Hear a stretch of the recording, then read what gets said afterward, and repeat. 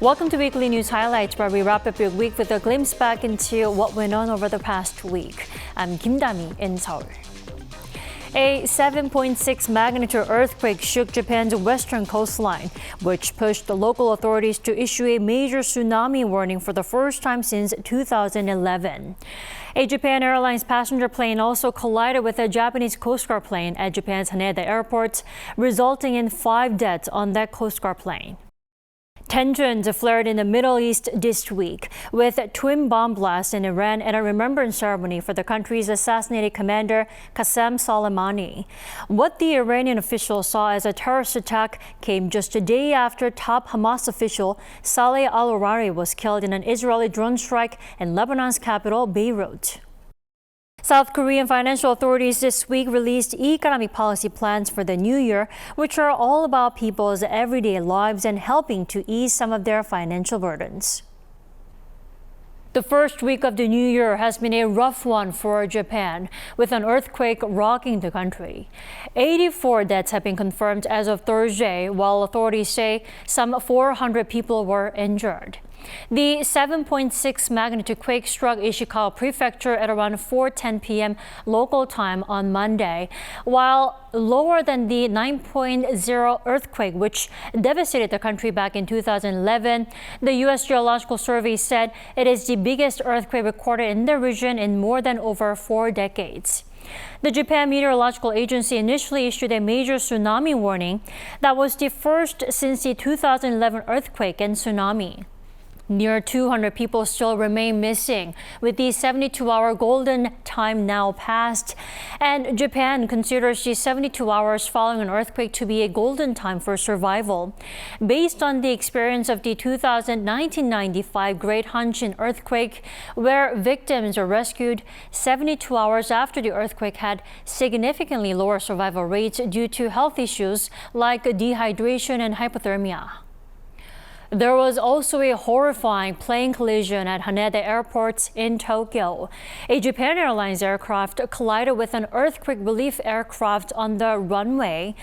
All passengers and crew made it out of the passenger plane, but 5 crew members on board the Coast Guard plane lost their lives. Our Park Go-nu has this report. A plane burst into flames at Tokyo's Haneda Airport following a collision with another aircraft. The Japan Airlines Airbus A350 had just arrived from Sapporo when it collided with a Japanese Coast Guard plane that was preparing for takeoff as part of relief efforts for the major earthquake that struck the previous day. An Associated Press report says 5 out of the 6 people on board the Coast Guard's Bombardier Dash 8 aircraft died. The pilot is reportedly in a critical condition. However, all 379 people on board the JAL plane survived the impact and were evacuated before the aircraft became fully engulfed in flames, escaping via emergency chutes. Firefighters spent approximately 6 hours extinguishing the flames, while all 4 runways at Haneda Airport were closed in the aftermath, leaving thousands of travelers stranded. Videos shared on social media showed passengers shouting inside the plane while the cabin filled with smoke. At landing, I felt strong shaking, and when I looked out the window, I saw sparks flying and burning. And when the plane stopped, in less than 1 minute, the cabin was full of smoke. Then the cabin attendant led us, and we escaped via the slide. I was scared to death. Meanwhile, according to the BBC, experts have delivered strong praise to crew members aboard the A350 for their handling of the situation, which saw passengers evacuated in about 20 minutes. While the cause of the collision has not yet been revealed, a JAL official said the A350 was making a normal entry and landing and that the aircraft had permission from aviation officials to land. Airbus, the aircraft manufacturer of the A350 plane, said it will send a specialist team to help with the investigation. Park Go-nu, Arirang News. 2 bombs exploded and killed at least 84 people near the grave of a slain Iranian commander on Wednesday. Islamic State have claimed responsibility for the deadliest militant attack to target Iran since the 1979 Islamic Revolution. Our Choi Soo-hyung has the details. The Islamic State group has claimed the responsibility for the bombings at the memorial service for Iranian General Qassem Soleimani on Wednesday in Kerman that killed at least 84 people and injured 284. According to the Reuters, IS stated on Thursday via Telegram about the terror attack. On Thursday, Iran's IRNA news agency reported that 2 IS members wearing explosive vests carried out the attack. United States National Security Council spokesperson John Kirby also commented on the attack. We have seen the public credit now that ISIS-K has taken for the attack in Iran. We're certainly in no position to doubt that claim by ISIS-K. Islamic State is an extremist Sunni Islam group and is hostile to Iran because it considers Shia Islam as heresy and Iran is considered as a leader of Shia Islam. Iran designates IS as an extremist terrorist organization, though it also supports some other Sunni groups such as Hamas. The United Nations Security Council strongly condemned the bombing in Iran and emphasized the perpetrators and the forces behind the attack must be held accountable. The Security Council urged all UN members to actively cooperate with the Iranian government. Japan Arirang News. Now, what boosted tensions in the Middle East is that the deadly bombing came right after Hamas's second-in-command was killed in a blast in Lebanon's capital, Beiruit. Our Lee Seung-jae also covered the story. Hamas has confirmed that its second-in-command, Saleh al-Arouri, was killed in a drone attack in Beiruit. Lebanon's state-run national news agency said Wednesday that al-Arouri, along with other Hamas members, were killed on Tuesday in a blast caused by an Israeli drone. However, the Israeli military has yet to comment on the matter. If Israel is behind the recent drone attack that killed the Palestinian militant group's senior leader, it would mean further escalation in the Middle East. Iran, which backs militant groups like Hamas and the Lebanese militant group Hezbollah, warned of strong resistance against Israel, while the Palestinian militant group said it would suspend ceasefire negotiations that were in progress through the mediation of Egypt and Qatar. Iran's foreign ministry spokesman said in a statement that the attack by Israel proves the country was built on terrorism and crime. He further explained that the killing of Hamas's second-in-command was an assassination and pointed out that it was a violation of Lebanon's sovereignty and territory. Hezbollah also sent a strong warning to Israel, saying that Israel's assassination of al-Arouri is not a matter that will go unanswered or unpunished. Lebanese local media reported that around 6 p.m. on Tuesday, the Hamas office in the southern outskirts of Beiruit was attacked by an unmanned aerial vehicle, adding that 6 people, including al-Arouri, were killed. Al-Arouri is the highest-ranking Hamas member killed since the armed conflict began in October. Lee Seung-jae, Arirang News. South Korea's intelligence agency recognizes North Korean leader Kim Jong-un's daughter Kim Ju-ae as being his most likely successor.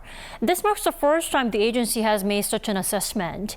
Back in September, it had previously stated that it was too early to determine, but on Thursday, the country's National Intelligence Service said that it remains open to all possibilities, considering various factors, including Kim Jong-un's age and that he has no significant health issues, as well as the presence of other siblings.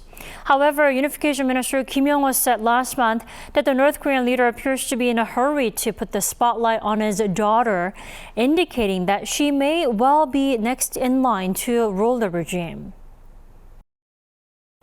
With the beginning of 2024 and approaching his third year in office, President Yoon Suk-yeol has held more summits and overseas engagements than any other South Korean leader in the same period. And he is expected to do the same this year. Among the key agendas include a beefing of nuclear-based deterrence to counter threats from North Korea.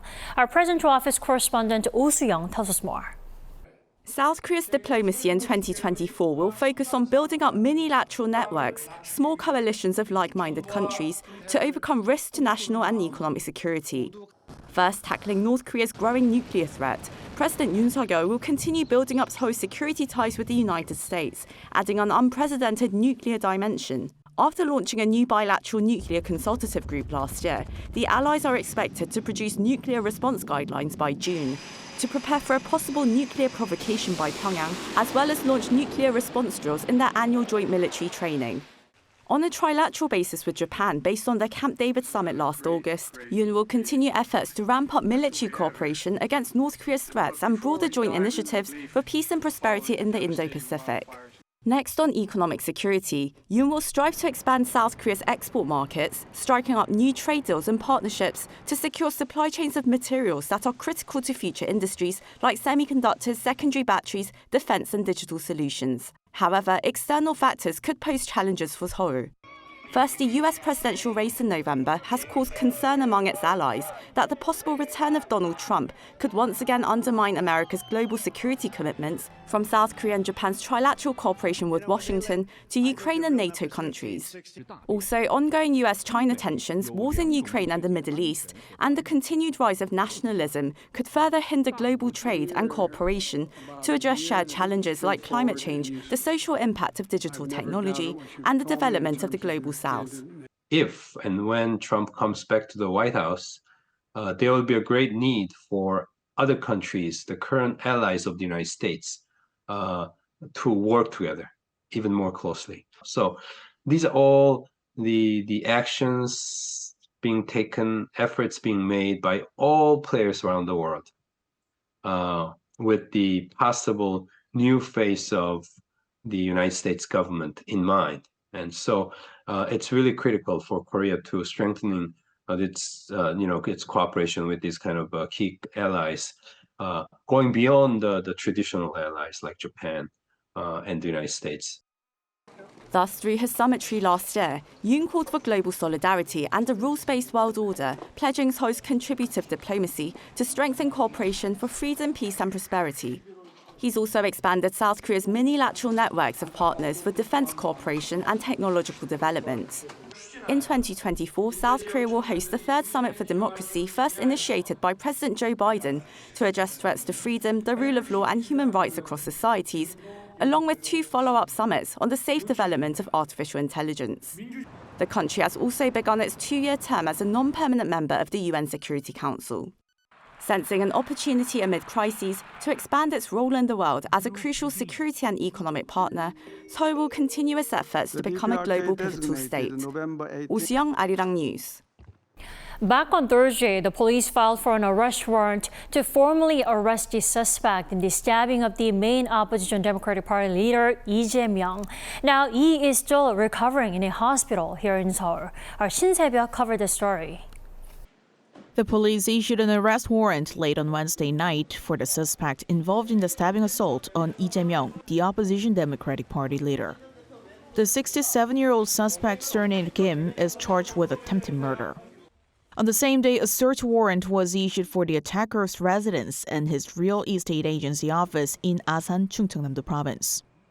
The DP chairman was stabbed in the neck early on Tuesday during a visit to Busan and underwent a 2-hour jugular vein reconstruction surgery in the evening. After spending around a day in intensive care, Lee was transferred to a general ward at Seoul National University Hospital for recovery on Wednesday afternoon. On Wednesday, the Democratic Party convened an emergency assembly to discuss the party's future operations. After the meeting, they announced plans to establish a specialized response unit focusing on the recent assault on their party leader. This team will closely monitor the progress of the investigation, address the circulation of false information to tackle any secondary victimization, and develop strategies for future safety measures. The DP leadership, during a separate meeting earlier on Wednesday, called the assault, quote, a blatant challenge to democracy. What happened yesterday was completely out of place in a democratic society. This act of terror on Lee represents a blatant challenge and a direct threat to democracy.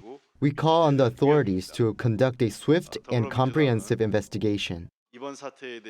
As for the investigation into the stabbing incident, prosecutors have set up a team to look into the attack. The National Police Agency has also formed a 69-member special investigation team to conduct a thorough and swift inquiry. Separately, the police have also formed a dedicated protection team for key political figures, including party leaders, following the recent assault on Lee. This is a departure from the usual protocol where personal security teams are typically deployed for such individuals only during the official campaign period starting 14 days before an election. This year's general elections began their campaign period on March 28th. 신세벽, Arirang News. And President Yoon on Thursday received the first government policy reports of the new year. Now, this time having invited ordinary citizens to make sure their voices are better heard. He promised bold regulatory reform. Our President Office correspondent Oh Soo-young reports. President Yoon Suk-yeol has pledged bold and decisive regulatory reform and active sales diplomacy this year to prop up the South Korean economy.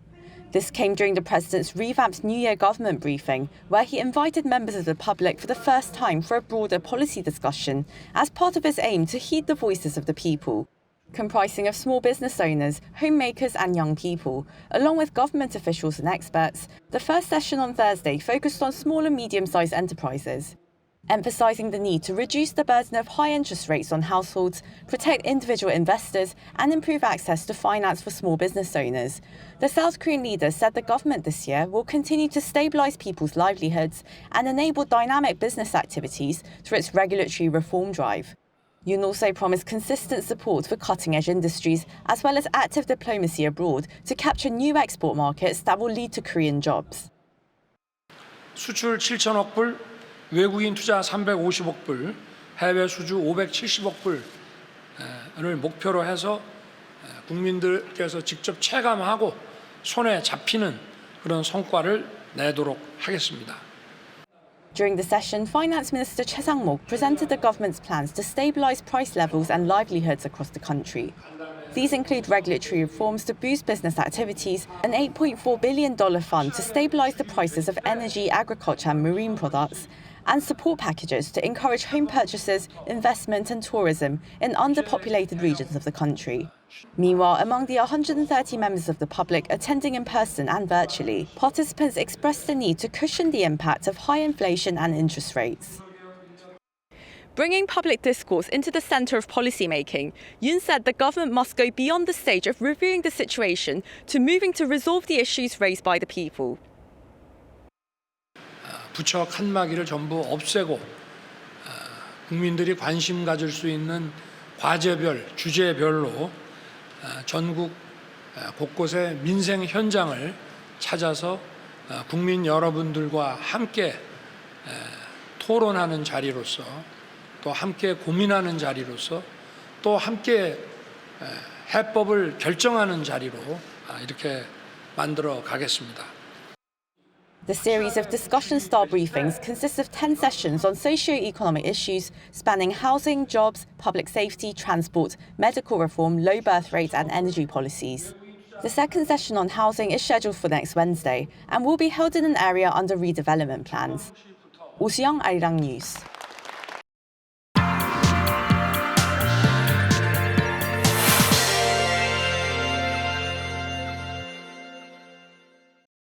South Korea's financial authorities unveiled a detailed outline of its policy plans for 2024 on Thursday.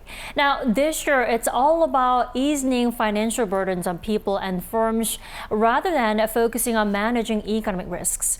Joining me is our economics correspondent, Moon Hae-ryun. Welcome, Hae-ryun, and Happy New Year. Thanks for having me, and Happy New Year to you too. All right, Hae-ryun, first off, why and how the economic policies this year are different from the ones we had last year? Well, as you mentioned earlier, the focus this year is on restoring people's livelihoods. And as there is a more positive economic landscape this year, the government can look into sustainable growth. Here's what Finance Minister Choi Sang-mok had to say about the country's economic outlook. With the recovery of global trade and the semiconductor industry, the economy is forecast to grow 2.2%, while the inflation rate is predicted to fall to 2.6%. And so there are 4 different key areas that the government has outlined for policy direction this year: restoring people's livelihoods, managing potential risks, creating a dynamic economic environment, and strengthening economic policies for future generations. For better understanding, Hae-ryun, do give us an example of a policy being implemented to actually help lower costs. Well, last year there was a surge in prices of fresh produce due to extreme weather conditions. So this year the government is removing or lowering tariffs for a record number of fruits, 21 different types. The goal is to import 300,000 tons of fruit in the first half of the year, and experts are saying that this is a more sustainable and effective method of lowering prices compared to just holding temporary sales as they did last year. Also, it's not just fruit that they'll be importing with little to no import tariffs, but vegetables and meat too. Okay, so while those are policies for reducing prices for people in everyday life, what other policies are there to help business owners also suffering from high prices and also interest rates? So a group that was particularly affected by these economic conditions last year was small business owners. And as a result, the government has come up with a triple package of support for the first year of 2024. This includes reducing energy bills for more than 1 million small businesses, lowering loan interest rates, and expanding tax benefits. Lowering interest rates for loans has been a classic go-to measure to help SMEs, so it's important that viable businesses are able to receive these benefits. Other than those measures you've mentioned so far, how else is the government planning to help firms also deal with costs, say, of intermediate materials? Well, towards the end of last year, there was a disruption in the supply of urea solution from China, which really highlighted the need to secure stable supply chains. And not just that, there is also a need to diversify and keep track of sources of intermediate materials. And here's what an expert said about why the latter option needs to be taken up by the government. Korean firms have a choice. They can try to diversify their sources of intermediate goods, but diversifying is expensive, and companies are not going to be very willing to have extra costs just to diversify. So this year, the government is making a database of 200 key items crucial for economic security and establishing a fund of around 1 trillion Korean won, or around $760 million to boost domestic production capabilities of these listed items. They will also be establishing a committee dedicated to resolving supply chain issues, as well as an emergency response team to respond to situations that arise as quickly as possible. Well, speaking of the issues that affected the country last year, we have to talk about the country's low birth rates. What policies are there to actually address the lingering issue? Well, that's a good question, given that the country has been suffering from a natural population decline for the past 4 years. And here's what an expert said about the policy direction that's needed to change social stigmas contributing to this trend. Career breaks for mothers are a serious issue, and the government needs to promote an environment where the workplace encourages the whole family to become involved in raising a child. And that's what the government will be aiming to do this year by extending the period of parental leave for both parents from 12 months to 18 months. Another initiative they're hoping to implement for firms is integrating more flexible working hours as part of a company's ESG goals for working parents. And we all know how crucial it is to plan for a future. So what about research and development for future industries? Well, another new policy that they're introducing this year is designed to boost R&D. For the first time ever, the government will be temporarily increasing tax cuts by 10% for firms increasing R&D investment. So large companies that would have received tax credits of up to 25% of the increment investments for R&D will now receive 35% of the amount. So let me give you an example. So if a firm invested around $5,000 in R&D every year but decided to invest another $400 this year, they would be eligible to receive up to $140 worth of tax credits. The government is also fostering future industries such as semiconductors, batteries, and robots by setting up a budget of 52 trillion won, or around $39.5 billion, worth of financing, the largest ever amount for facility investment. Well, I'm looking forward to see how these policies are unfolding in the days to come. Thank you for the wrap-up, Haeden, today. Thank you for having me.